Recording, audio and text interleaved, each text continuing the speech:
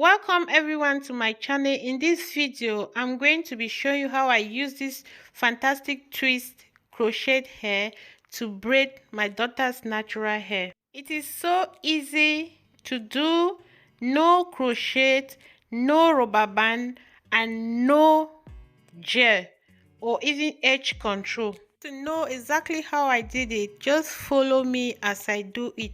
It's very easy. While I leave you to enjoy the music and do the hair.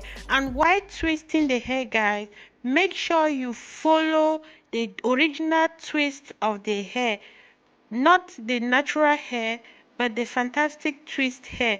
Make sure you follow the original twist while twisting the hair for it to come out beautiful.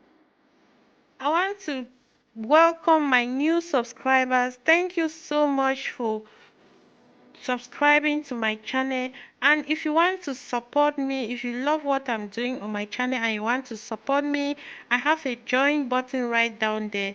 Join my membership and let's build the channel together. Thank you all so much. I'll leave you to enjoy the music while you learn how I made this hair. Bye bye and see you next time.